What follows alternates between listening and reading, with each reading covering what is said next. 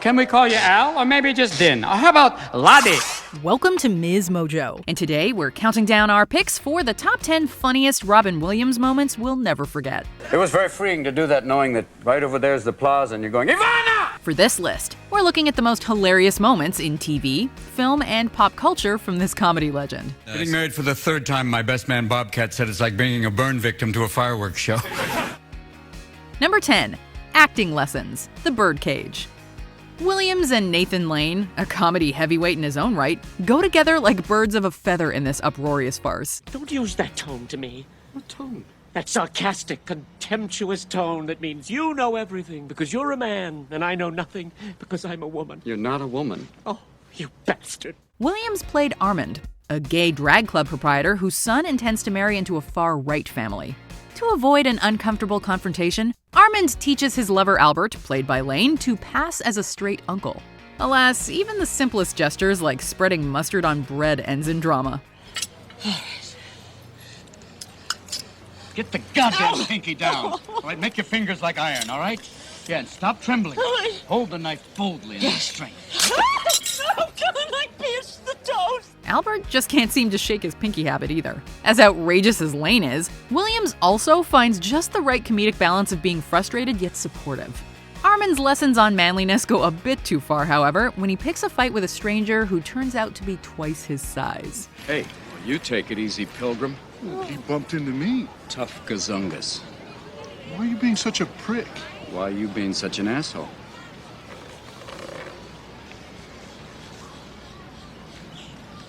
Are you calling me an asshole? Number 9, the Improv King. Whose line is it anyway? Williams was arguably the greatest improv comedian who ever lived, making him a perfect fit for Whose Line Is It Anyway? Ryan and Robin are two Italian chefs making pizzas when you notice unusually large rodents in the kitchen. Wayne enters later as the exterminator they've called to the scene. Despite only appearing on the show once in season 3, Williams fit in so flawlessly it was as if he had returned to his natural habitat.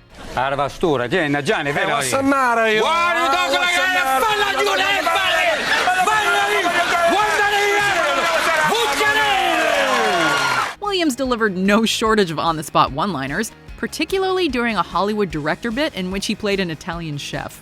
Of course, the best improv comics know how to work off their troupe members as opposed to making the sketch all about themselves. Oh, please, fine, work hard, work hard. All right, you know what? Last night you didn't say that.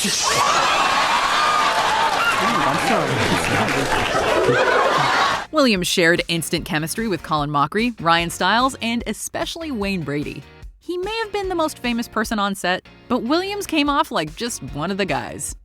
Number 8, and the winner is not Robin Williams, the 8th Critics' Choice Awards. For his disturbing turn in 1 Hour Photo, Williams was one of the 3 Best Actor nominees at the Critics' Choice Awards. He lost, however, to Daniel Day-Lewis and Jack Nicholson, who tied. I'm going to say the first name. This wonderful person can come up here and say thank you, and then I will say the second name, so there's going to be so much dramatic tension in this one. This obviously meant that Williams came in last place, but he managed to steal the show regardless. Nicholson, claiming to be baked, asked Williams to come on stage and give a funny speech, which he was more than happy to do. Even after telling Jack to wrap up the speech, Williams continued to chime in with cracks about the Irish and his loss. It's a shame these two never did a comedy together, as Williams' high energy blended well with Nicholson's laid-back, dazed persona. I really wanted to say how grateful I am to the film critics for honoring Robin and... It's a tie with 3 people! Well, at least we have this priceless acceptance speech.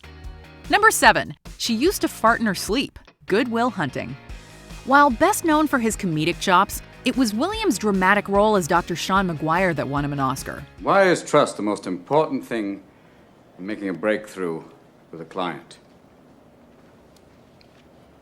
Maureen, stop the oral fixation for a moment and join us. Williams' signature improv skills still shone through in a few key moments, however. The funniest example is when Sean reminisces about his late wife and how she used to fart in her slumber. My wife used to fart when she was nervous. She had all sorts of wonderful little idiosyncrasies. You know, she used to fart in her sleep. I'm sorry I shared that with you. One night it was so loud it woke the dog up. An unprepared Matt Damon is unable to hold back his laughter, making the moment all the more authentic. Although we typically don't associate fart jokes with Oscar gold, the humor is character-based. Sean tells Will that when you truly love somebody, it's the quirky little imperfections that make them special. Now that Sean's wife is gone, he misses her nighttime flatulence even more. But Will, she's been dead 2 years, and that's the shit I remember. It's wonderful stuff, you know? Little things like that. Yeah, but those are the things I miss the most. Jeez, only Williams could get us choked up over farts. Number 6, golf. Robin Williams live on Broadway. We're all familiar with golf, but how exactly did the sport come to fruition? I knock a ball in a gopher hole. Oh, you mean like pool? Williams gave his own hysterical interpretation of golf's genesis on his Broadway stand-up special. Tapping into his Scottish ancestry, Williams makes this commonplace game sound like the drunken ravings of a madman. I put the hole hundreds of yards away. Oh, yeah. It's great fun there. Oh, yeah, that's a great thing. Oh, like a bowling thing. After all, why else would somebody hit a ball into a gopher hole from miles away? Why would they add to the frustration by putting in tall trees and sandboxes? Above all else, who in their right mind would want to do this 18 times? Up until this point, we just kind of accepted the rules of golf. Whacking away, and each time you miss, you feel like you're gonna have a stroke. Now, all we're ever going to see while watching the PGA Championship is somebody whacking a ball with a tire iron. Number 5. What year is it? Jumanji.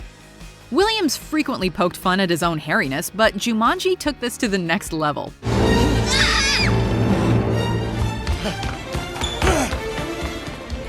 After being trapped in the jungle for 26 years, Alan Parrish emerges from the board game with more head and facial hair than a wild beast.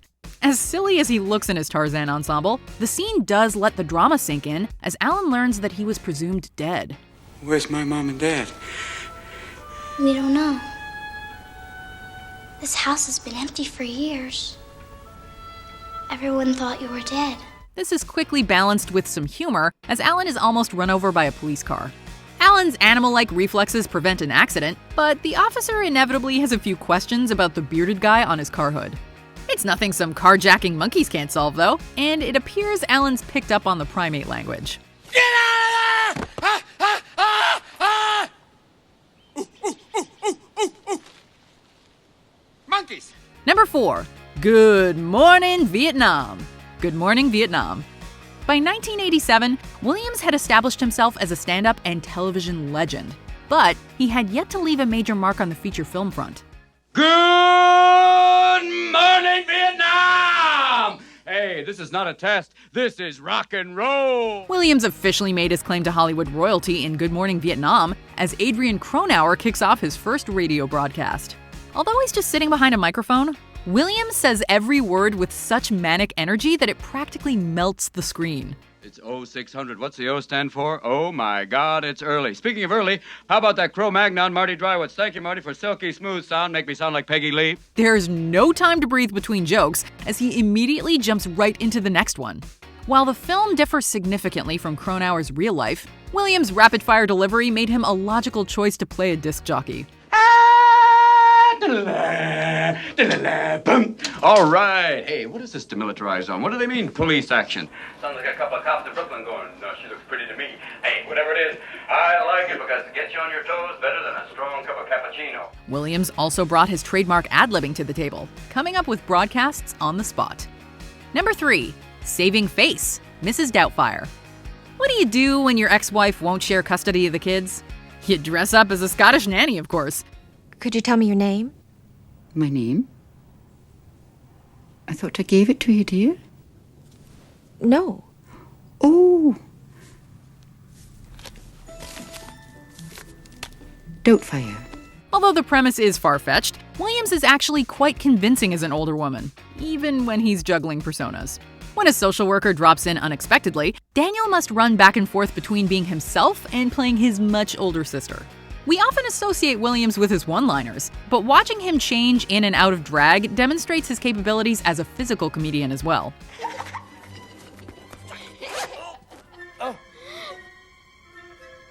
Sit. Mom!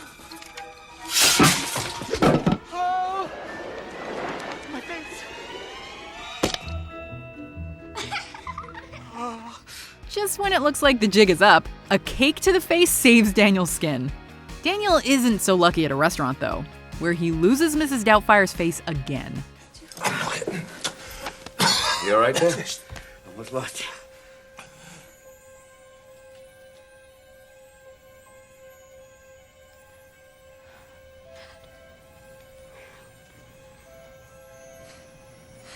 Daddy? Number 2, his Cecil B. DeMille Award Acceptance Speech, the 62nd Golden Globe Awards. Over 25 years after winning his first Golden Globe for Mork and Mindy, Williams' career culminated with the Cecil B. DeMille Award. Robin, come and get it. Thank you.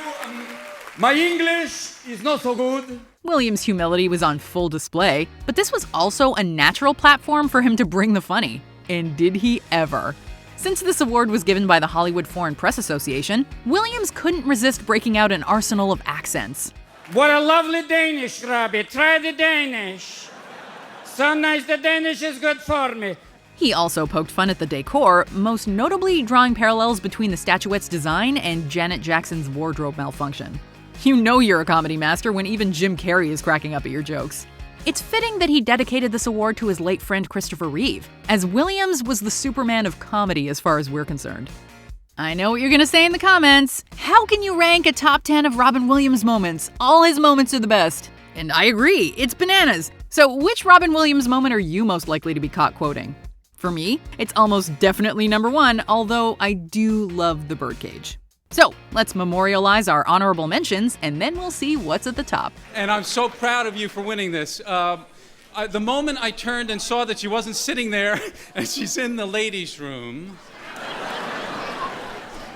Amiga los azules, mayeros, ahí Cristi, Lari, Mariano.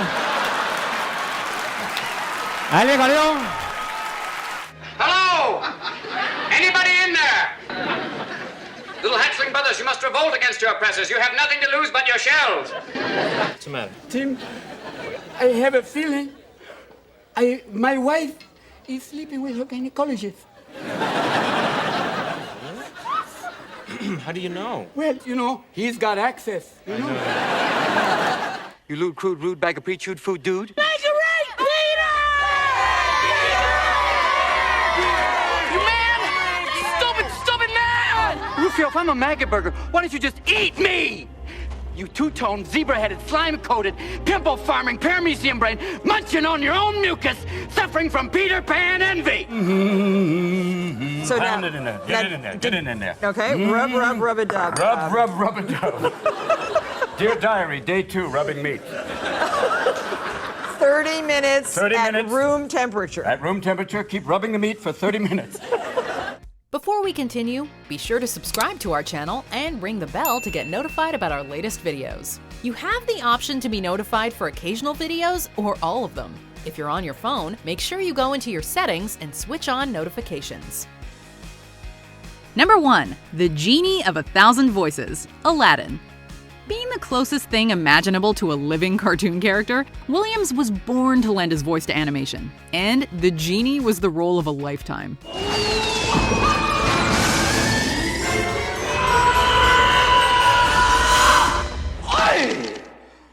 10,000 years will give you such a crick in the neck.